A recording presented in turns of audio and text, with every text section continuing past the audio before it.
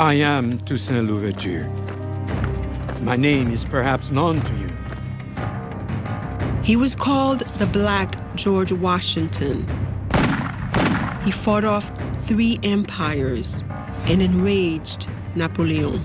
The prospect of a Black Republic is equally disturbing to the Spanish, the English, and the Americans. He championed liberty and égalité for all, Toussaint Louverture and the Haitian Revolution. This program was made possible by the Corporation for Public Broadcasting and by contributions to your PBS station from viewers like you. Thank you.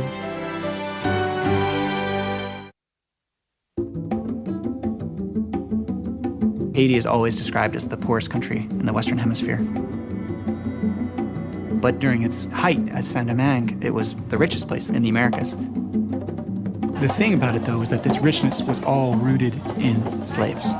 Its wealth was based on human capital, on owning that human capital. All day, as long as the sun is shining, the men are bending over and swaying a machete at the foot of the sugarcane. The world as you know it disappears. Therefore, you become an animal, and you expect to live like an animal. The dominion of the master had to be absolute, but that absoluteness itself made the master into something other than human as well. Liberty, equality, fraternity, that was new for the world. Toussaint Louverture is the epitome of humanity. He realized early on that the condition he was in was totally insufferable. Toussaint Louverture recruited about 3,000 to 4,000 people, trained them, and they fought the French, the British, and the Spanish army for 12 years. They burned the mechanisms of their production. They're burning the plantation fields, burning down the houses. It was a wholesale massacre on a really, really enormous scale.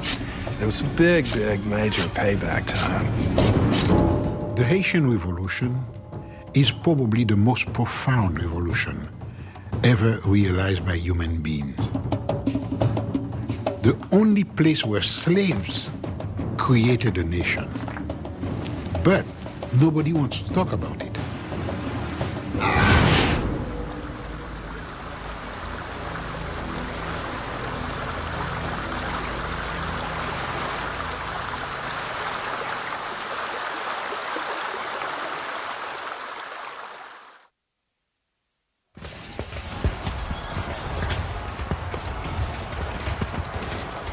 In the summer of 1789, when Haiti was still the dormant colony of Saint-Domingue, it was France that grabbed the world's attention.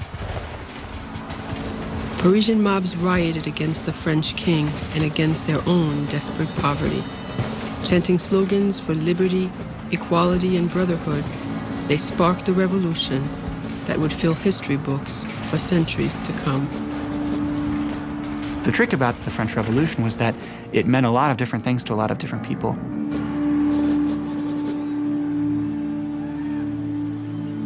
In the streets of Paris, the French Revolution meant an end to the appalling privileges of wealth. And France's brand new Congress, called the National Assembly, it meant the ideas of Europe's most radical thinkers could be realized. Nobody knows exactly what's going to come out of it, but just the idea of having rights, right? The idea that all people have rights, that those rights are inherent. This was something that obviously philosophers had written about before, but during the course of the French Revolution, it was written down in a text called the Declaration of the Rights of Man.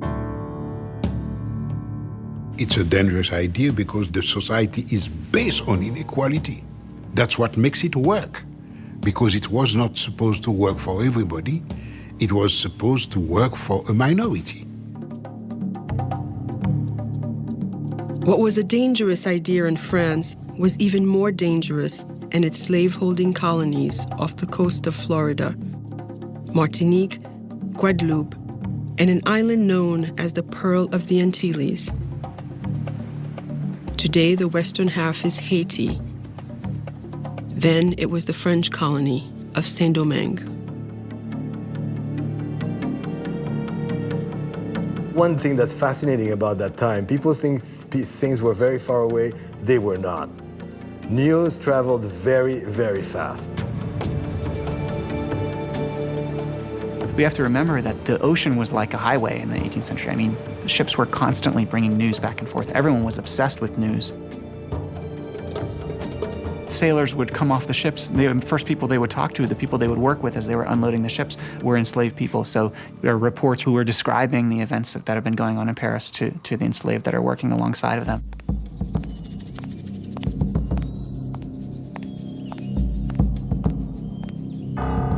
Few intended colonial slaves should take democratic ideas to heart. Far too much was at stake. Sugar greased the wheels of the 18th century economy, and Saint-Domingue was the sugar capital of the world.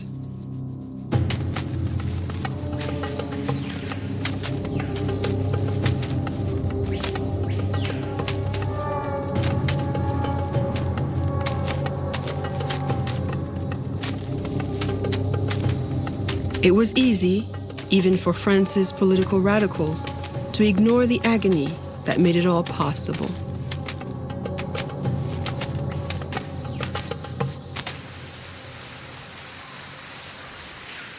The leaves of the sugarcane are just like minuscule saw. If they cut you, you may not even see it. But when you perspire, the sweat gets in it and it burns. In the roots, there are ants. They bite. And when they bite you, you will scratch yourself for half a day. If the worker refused to work, well, there is a law which you just shoot him, that's all.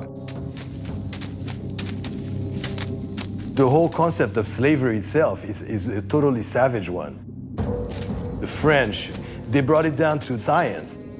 A slave coming from Africa would not last 3 years, the way the system was organized. They had it down to that kind of statistics. They did it very systematically, and it was very successful.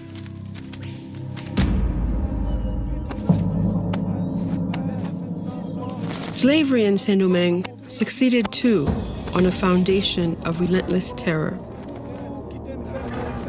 Slave owner Stanislas Saint-Fouache explained it as rational management. Slow punishments make a greater impression than quick or violent ones. Rather than 50 lashes administered in 5 minutes, 25 lashes of the whip administered in a quarter of an hour. This is far more likely to make an impression.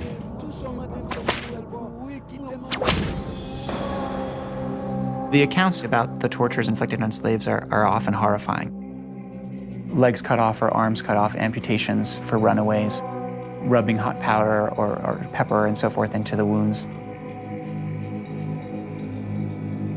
Slaves actually hung and left to die.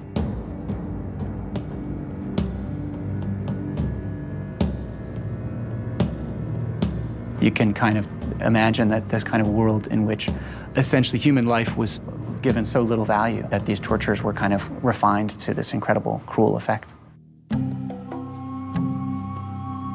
Despite the brutal tools of control, some blacks managed to escape slavery. Many had been born free, fathered by white planters. Others had gained freedom through their own wits or talents. One such man was Toussaint Louverture. I was born a slave, but nature gave me the soul of a free man. Toussaint Louverture was a very determined man. He was a very ambitious man. And in my opinion, he was a genius. Toussaint is, I think, one of the most incredible figures that I know about in many ways. He's born on a plantation in Saint-Domingue. He grows up on that plantation. That plantation was owned by a man who was tolerant for the times. Toussaint was taught to read and write as a child. He eventually occupies a somewhat privileged role, if you can say that, on a plantation as a coachman and has a kind of relationship with the managers and masters in some ways. He becomes free in the 1770s. So he's somebody who kind of occupied different roles in society. And I think that's the key for understanding Toussaint, is that he saw possibilities where other people didn't. He had businesses, had contacts in the US and elsewhere, bank accounts, managed his affairs pretty well. The man was endless in organizational capacity. I mean, he would have been a fantastic CEO today.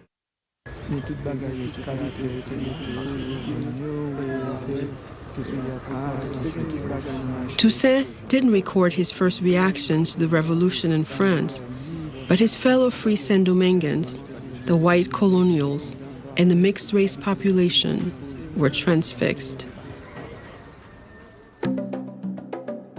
In 1789, there were about 40,000 white people and about 30,000 colored people who were, of course, their sons and cousins and so on and so forth, who were landowners themselves, many of them slave owners themselves, many of them very effective businessmen, many of them involved romantically with the white master class. One of the things that's important to remember about Haiti and race is it wasn't simply black and white. Instead, you had numerous gradations of color. One historian went so far as to give 110 categories of color, from absolute black to absolute white. And to each combination, he gave a name: mulatto, quadroon, Mamaluke. And what he was accounting for was the drops of black blood. Whites hoped for more control over the colony's governance, but the colony's mixed-race population hoped for more fundamental changes. They had been born free, but not equal. They had to show physical respect for the white. Stand up when they are in presence of a white, call them Mr. or whatever title they wanted to have. It was not easy for them, and that's exactly why they were the first one, before the blacks, they were the first one to ask for equality. The mixed-race population of Saint-Domingue decided their chance had come in 1791. They sent a petition to France's new government asking for the rights of citizenship. This is a powerful message to have been taking place in a society that was explicitly organized on inequality. It's like dynamite. The petition asked for civil protections, and it enraged the island's white population. Working-class colonists began a full-scale intimidation campaign. They threatened, beat, and murdered mixed-race residents in the capital.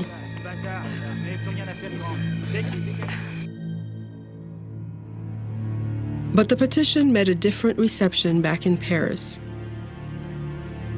The new breed of delegates in the National Assembly issued a landmark decree. They extended equal rights to the small population of mixed-race people born of two free parents.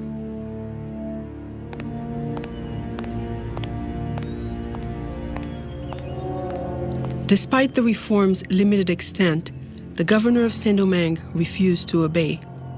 Colonial whites felt profoundly betrayed. Some, such as a planter's wife named Madame de Rouvray, began discussing radical thoughts of their own. The National Assembly is committed to destroying our lives as masters, so much so that secession from France might be necessary.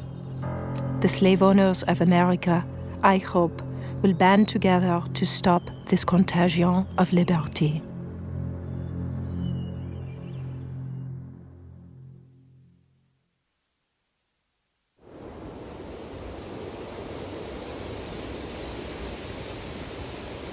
The good Lord who created the sun which gives us light from above, who rouses the sea and makes the thunder roar, watches us.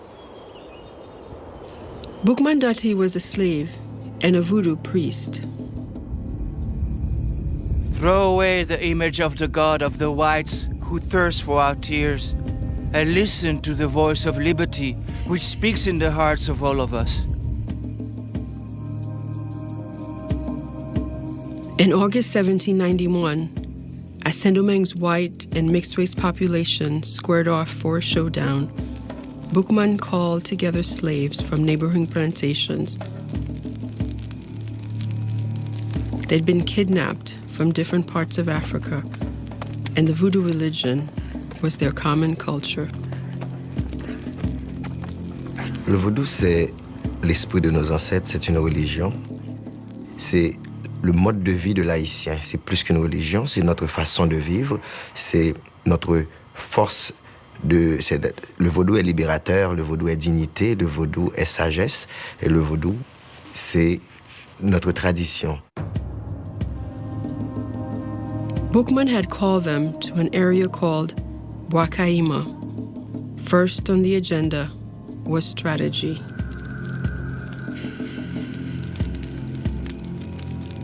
That ceremony of Bwakaima is the first Haitian Congress, the beginning of the revolution.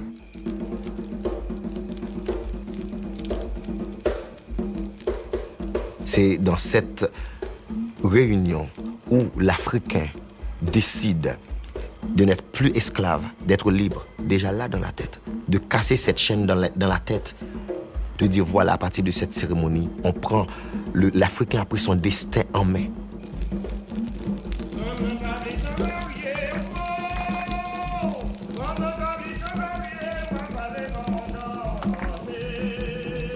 Haitian tradition says the slaves of Saint-Domingue planned that night to revolt. They timed their uprising to start on multiple plantations in 2 weeks' time. And they swore each other to secrecy. They even said that they killed a pig and they drank the blood.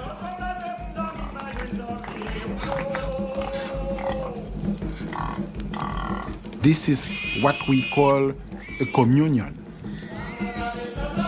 Communion that to keep what you have heard, what you have said to themselves. The God of the white man calls him to commit crimes. Our God orders revenge. He will direct our hands. He will aid us.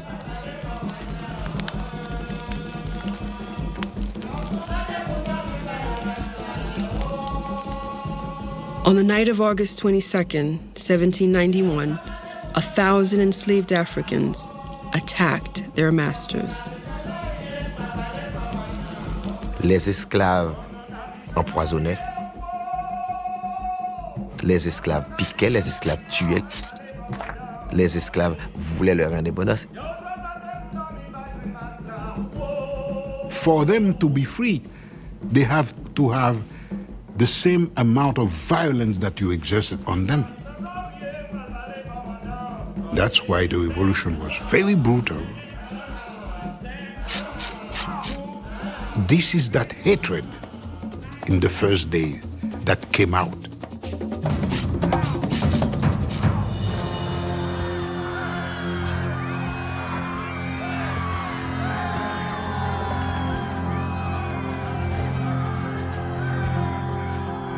The rebel numbers grew from 1,000 to 20,000 as newly liberated slaves burned cane fields and refineries in order to destroy the system that had enslaved them. Within 3 days, the most profitable plantations in the Americas had been laid waste, 184 sugar plantations, and 1,000 coffee farms. Whites and mixed-race people fled to the capital city for mutual protection. From there, they watched firestorms on all horizons.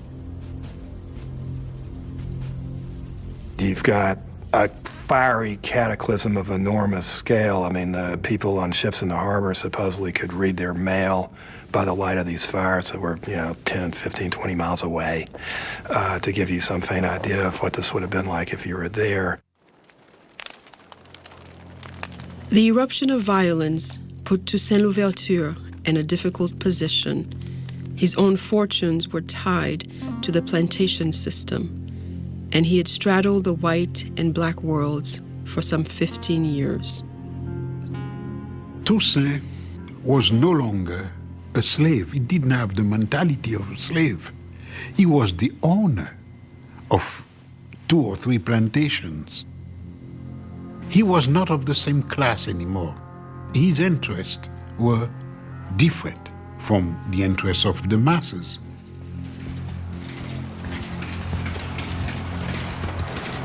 But Toussaint's first reaction to the raging violence was based neither on money nor race.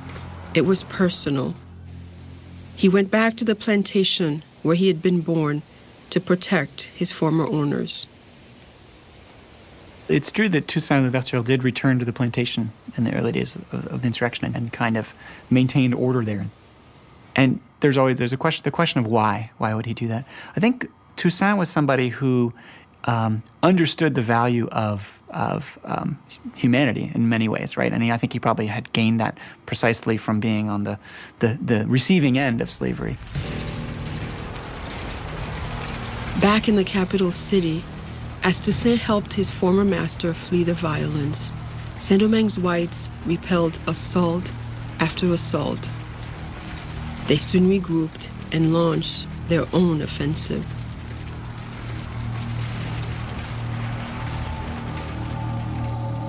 The bloodletting continued day after day, week after soul-numbing week. French colonist Pamphile de Lacroix. The country is filled with dead bodies which lie unburied. The Negroes have left the whites with stakes driven through them into the ground. And the white troops, who take no prisoners, leave Negroes dead upon the field. 3 months after the revolution started, the voodoo priest Boukman Doti was killed in battle. White soldiers decapitated him and burned his body in view of the rebel camp. In the words of one observer, the conflict in Saint-Domingue had become an exterminating war.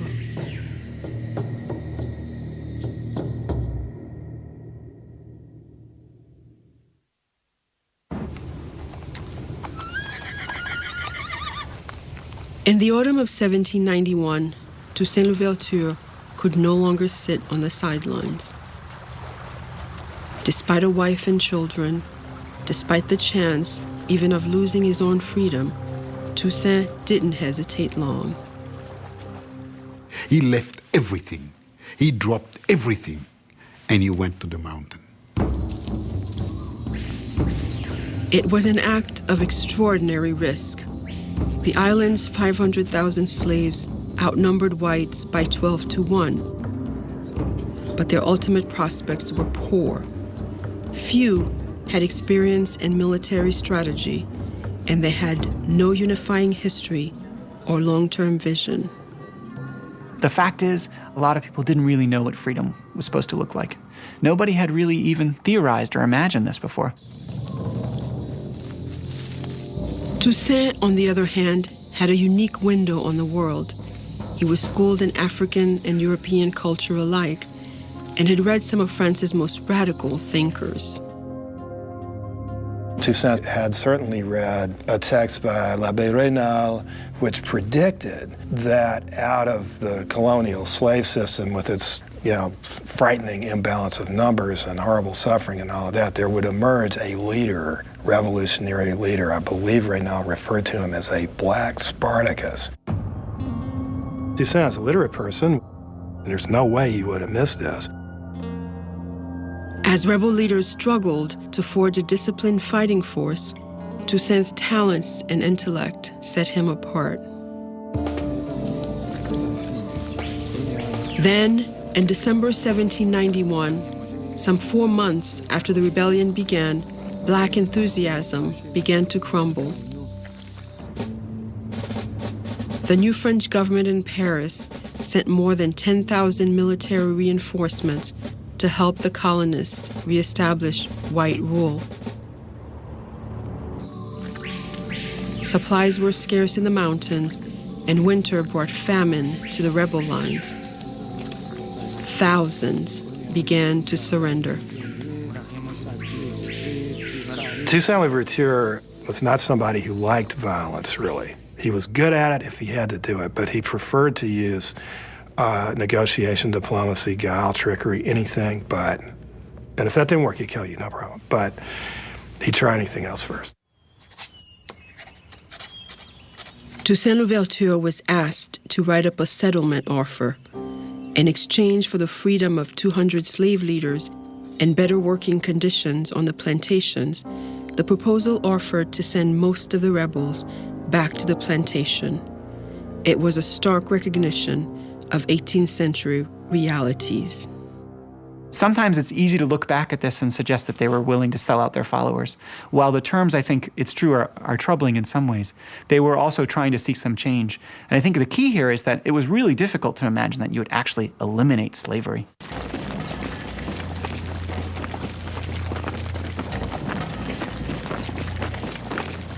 New French commissioners had just arrived from Paris to restore order. More liberal than the planters, they urged Saint-Domingue's whites to accept the rebels' offer, and they called slave leaders to the capital of Le Cap for negotiations. Trust was minimal. Some slave rebels wanted to kill their white prisoners, but Toussaint Louverture argued against it. He wanted the whites returned to Le Cap as a gesture of goodwill.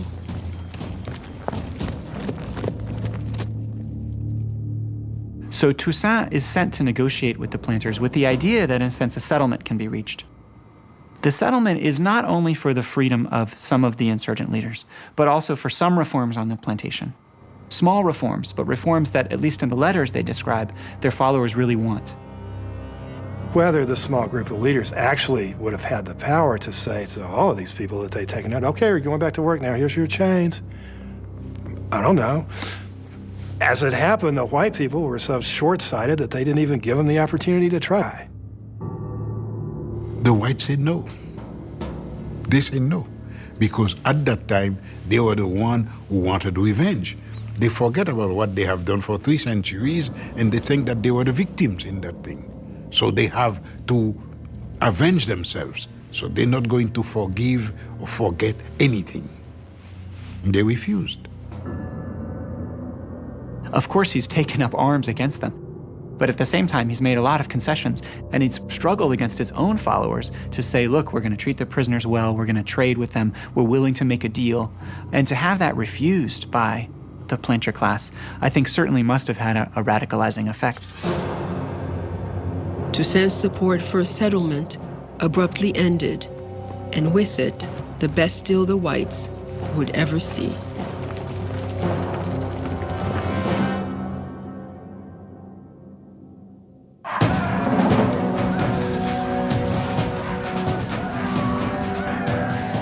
Back in France, the Democratic Revolution had turned to terror. France's Revolutionary Army was at war with neighboring countries. Its radical leaders sought to purge themselves of enemies from within. They executed thousands. And in early 1793, they did the unthinkable. The revolutionary government beheaded the king. Events in France were moving faster than anyone had ever intended. I mean, this was volcanic upheaval, a true class revolution that turned everything completely upside down. And each ripple that came out would strike the shores of Saint-Domingue.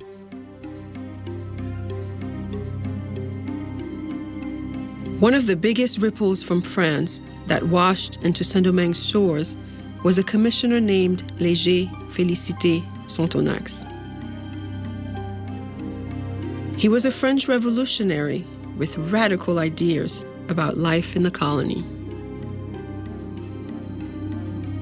Sonthonax arrives in Saint-Domingue having already had bad words said about him. There are people who've actually written from France to the colonists in Saint-Domingue saying, watch out for this guy. He's an abolitionist. He wants to abolish slavery. Saint-Domingue's mixed-race population had so far retained its fragile alignment with the whites. To ensure that continued, Sonthonax created a representational council on the island and invited mixed-race citizens to serve. He even brought mixed-race men into the colonial government. And a lot of white planters are really, really upset about that and see him as that as a really destructive force. The white planters had cause for worry. Less than 2 years after joining the rebellion, Toussaint Louverture had risen to the top of the rebel army. I am Toussaint Louverture. My name is perhaps known to you. In 1793, he wrote an open letter to the island's disenfranchised. I have undertaken vengeance. I want liberty and equality to reign in Saint-Domingue. I work to bring them into existence. Unite yourselves to us, brothers, and fight with us for the same cause. With his letter, he announces two things. He announces, first of all, his commitment to the process, to the project of emancipation, and he announces his presence as a leader, maybe even the leader. He has gained great respect from his followers. And with this proclamation, he's essentially saying, you want freedom, and I'm the one who's going to bring you that freedom. So I'm the person to follow in this regard. But Toussaint at this time was addressing the wider world too. He was particularly focused on Spain. The Spanish wanted to wrestle the colony away from France for two reasons.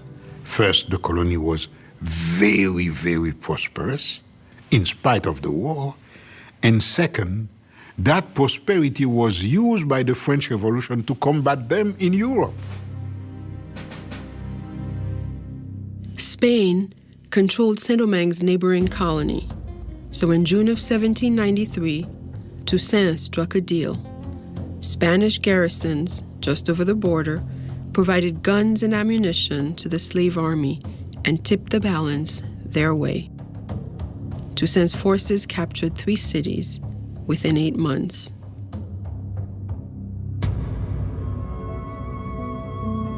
Saint-Domingue's white planters were desperate. Many hated the new order in France. In a treasonous move, they invited the British to help put down the slave rebellion.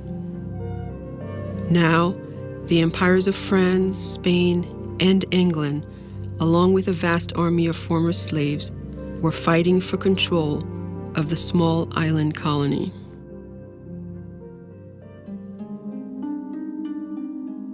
Then, in early 1794, events in Paris caused another explosion in the colony. A multiracial delegation from Saint-Domingue had appeared in France's National Assembly. They had been sent by Commissioner Sonthonax with a dramatic message. He had pledged freedom to Saint-Domingue slaves for fighting the armies of Britain and Spain. The emissaries made a compelling argument. These are the principles and the ideals of France, and we fully represent them, and we wish to continue to represent them on our island. And so we've come to present our arguments about why we are, in fact, truly committed to those ideas and principles, and how we epitomize these principles of the French Revolution. I think it was very powerful for the representatives of France to hear essentially that what had happened in the Caribbean is that the white slave owners had deserted France. They had gone over to the British, they had fought against the Republic, and the true people, the true Republicans, in Saint-Domingue were these enslaved people who just wanted their freedom. The French National Assembly endorsed the emancipation of Saint-Dominguean slaves. But that was not all. The delegates freed slaves throughout the entire empire, too. And there's rejoicing and celebration. There's an older woman, a free woman of color, who's traditionally gone to the debates, who sort of sheds tears and is brought down and celebrated as part of this moment. And there are speeches in Paris, celebrations of this event throughout France. It's really seen as a kind of triumph for the French Revolution, for the ideals of the French Revolution, that this worst form of hierarchy, enslavement, and oppression has been abolished in the Caribbean.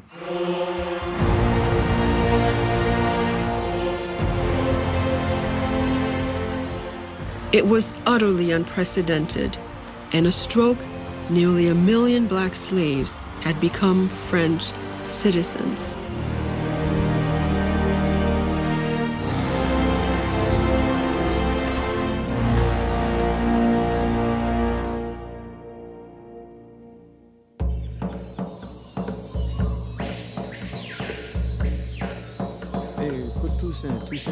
Word that the French revolutionary government had freed its slaves reached Saint-Domingue quickly. It was one of history's great watersheds, and due largely to the extraordinary military accomplishments of Toussaint's army.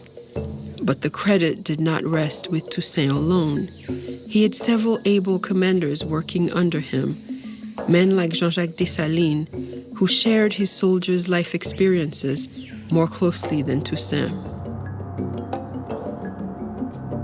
Dessalines had been mistreated in slavery considerably, whipped a lot. He had tremendous whip scars on his back that he liked to display on occasion. He had deep reserves of anger and violence, but also a very intelligent man. For Dessalines and Toussaint, emancipation changed everything. They quickly trimmed their sails to the new order. Toussaint realized that Spain had a king, England had a king, and France was talking about liberty, equality, fraternity. All men equal. So he realized that although the revolt started by fighting the French right now could be the best help they could receive. So he rejoined the French. After 3 years in opposition, Toussaint Louverture was once again a loyal French citizen. So were his followers.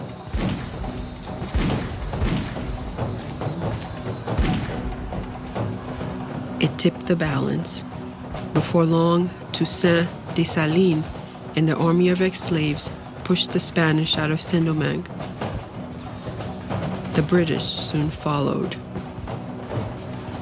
Word of Toussaint's astonishing string of victories against white armies was spreading across the European world. They didn't like it. They didn't like it at all that there was a black general beating white armies. They didn't like it. Slaveholders everywhere were stunned and worried. In the United States, for instance, and in Cuba, they didn't want even white Frenchmen to come because they would tell the story. Why are you running away from Saint-Domingue? They would answer that, and no matter what they answer, it would be known that there was a black revolt. We confronted dangers in order to gain our liberty, and we will be able to confront death in order to keep it. Slaves had once accepted their chain because they had not experienced a state happier than slavery. But those days are over. The people of Saint-Domingue would rather be buried in the ruin of their country than suffer the return of slavery. Toussaint's ringing language showed his profound attachment to democratic ideals, but there was another side to Toussaint too. Anybody who looked like they threatened Toussaint either ended up dead or deported. Toussaint had already been appointed Brigadier General and then Governor of Saint-Domingue. No black man had ever risen so far in the colonies. But Toussaint had a rival. The beloved French civil commissioner, Félicité Sonthonax. Sonthonax was extremely popular because he was the one to say, okay, slavery is abolished. He was very popular, and the blacks used to call him Papa Sonthonax. That didn't go well with Toussaint. Toussaint is very friendly with Sonthonax as long as Sonthonax can serve his purposes. No, and nothing personal about it. When Sonthonax becomes useless, he will send him back over there. That's as simple as that. And in 1797, Toussaint in fact no longer needed Sonthonax. In a series of political maneuvers, he isolated the civil commissioner. Then in August, he forced Sonthonax off the island. Toussaint Louverture had triumphed again.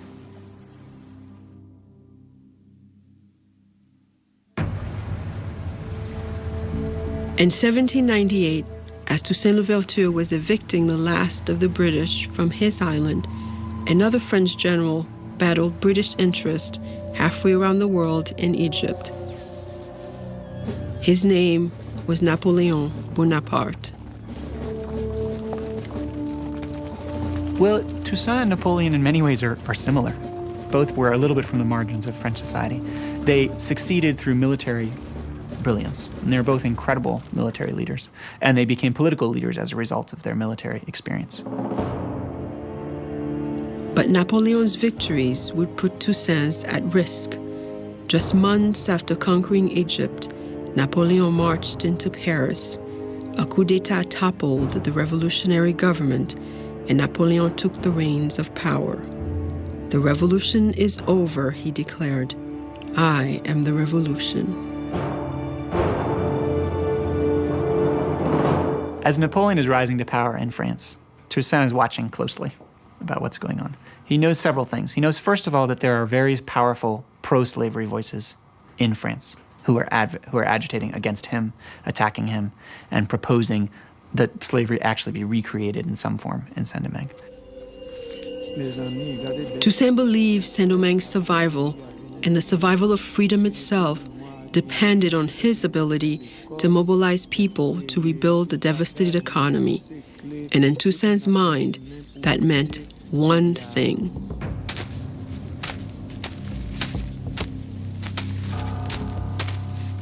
His black followers should return to the cane fields.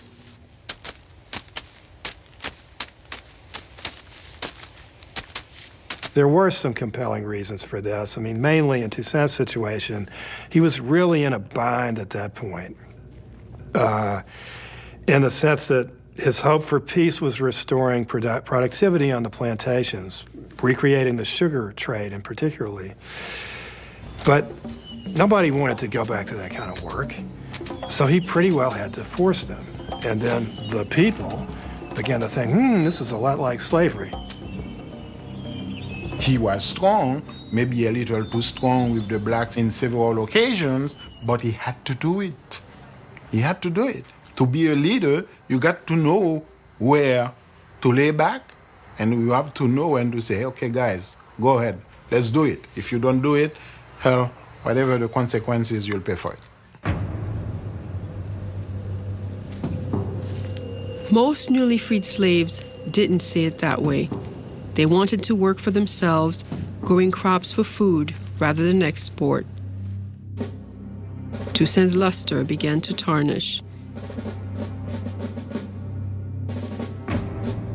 Napoleon, on the other hand, was riding high. He restructured the government and proclaimed a new constitution for France. Far from enshrining black emancipation, it opened the door for France to reinstitute slavery in its colonies. When Louverture heard that, he really understood that something was changing. And more ominously, he understood that he didn't have any way to influence Napoleon. And so what he did in a kind of typical Toussaint fashion is he responded by saying, okay, Saint-Domingue is going to have its own laws. Well, here they are. I'm in charge here. I might as well write the Constitution.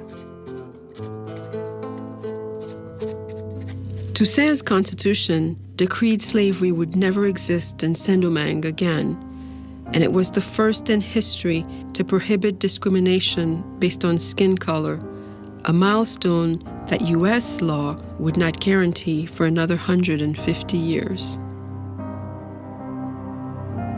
The Constitution had troubling elements too. It made Toussaint governor for life, with sole authority to designate his successor. Toussaint is a great hero to me, but this was not a good idea. I mean, he basically, with that gesture, installed permanent military dictatorship, which has remained a problem in Haiti for 2 centuries. He could have done what he needed to do without that, I think. I'm not quite sure why he did it. But that was enough to send Napoleon over the edge. Napoleon Bonaparte had had enough of revolution, and according to Napoleon, the U.S. President, Thomas Jefferson, shared his view. The prospect of a black republic is equally disturbing to the Spanish, the English, and the Americans. Jefferson has promised that at the instant the French army has arrived, all measures will be taken to starve Toussaint. Rid us of these gilded Negroes, and we will have nothing more to wish for. Toussaint tried urgently to show Napoleon that military logic, if nothing else, proved the merit of black ambitions. Toussaint was writing Napoleon. He wanted so much to be recognized as saving this land for France. His efforts failed. In 1802, Toussaint was stunned to see the largest French expeditionary force ever assembled entering Saint-Domingue's harbor. Its mission was simple. Napoleon wanted to turn back the clock. My decision to destroy the authority of the blacks in Saint-Domingue is not so much based on consideration of commerce and money as on the need to block forever the march of the blacks in the world. Toussaint Louverture fought the invading French army for 3 grueling months, but the island's black population, now disenchanted with his leadership, offered lackluster support.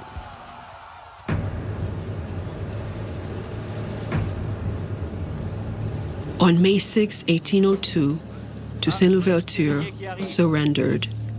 At first, he was allowed to retire from the army with full honors. But a month later, he was called to a meeting with the French commander. If I wanted to count all the services that I have rendered to the French government, I will need several volumes, and still I wouldn't finish it all. Arrêtez-le. Toussaint was arrested on charges of conspiracy. He wrote some stuff that's very eloquent, saying, I rather suspect that it's because of my color that you're treating me like a common criminal, although I prefer not to believe this. And to compensate me for all the services, they arrested me arbitrarily in Saint-Domingue. They choked me and dragged me like a criminal without any decorum or concern for my rank. Is that the recompense due my work? Normally, a mutinous French officer would have been brought before a military tribunal, so he comports himself as if he's going to have a military trial. Toussaint's sons had been educated in France. They had even met Napoleon.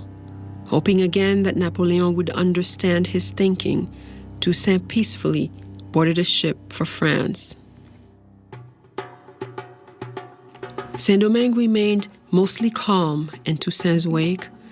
Jean-Jacques Dessalines and the other black officers continued cooperating with French General Victor Leclerc. But then, news arrived from the nearby colony of Guadeloupe. Napoleon had reinstated slavery. Leclerc reported that he had Dessalines in his pocket and controlled him and had mastered his spirit. Well, he was extremely wrong about that. Saint-Domingue erupted in anger and fear. Dessalines quickly broke from France. One more time, the former slaves of Saint-Domingue took to the field against European armies.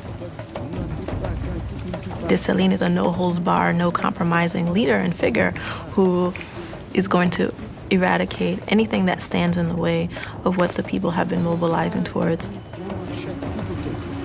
That's generally reported that Dessalines killed all the white people, a massacre of all white people, race war. No, not really. There's one report by a survivor who managed to get out to escape by masquerading as an American, because Dessalines was not killing Americans or English, just French.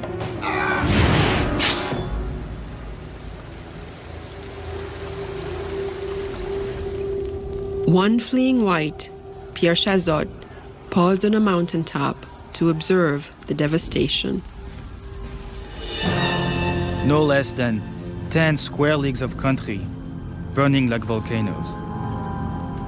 The rapidity of the conflagration was such as to make the beholder believe that large and thick trains of gunpowder had previously been laid down.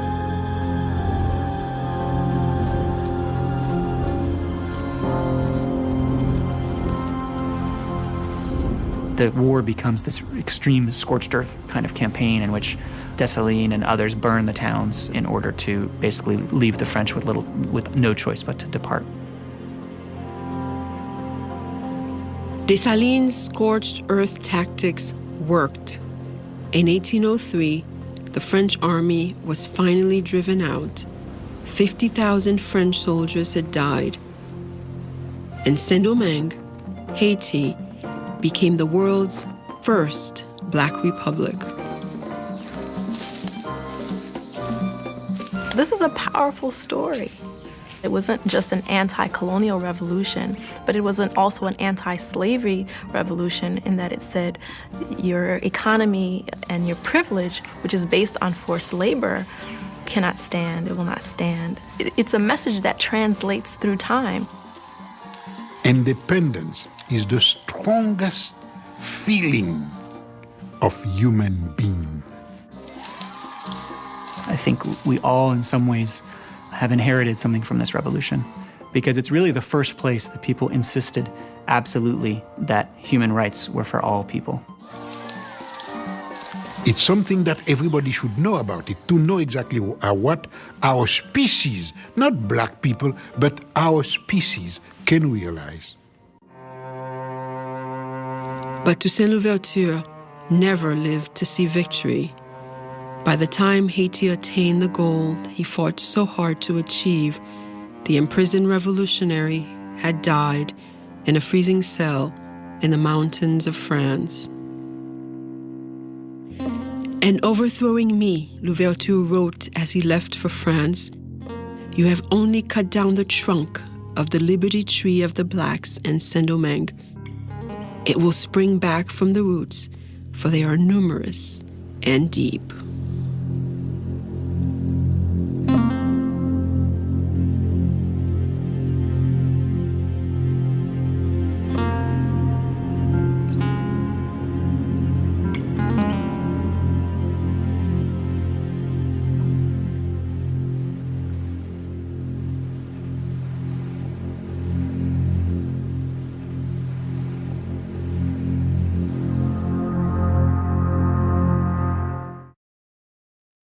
Égalité for All, Toussaint Louverture and the Haitian Revolution is available on DVD. The companion book is also available. To order, visit shoppbs.org or call us at 1-800-PLAY-PBS.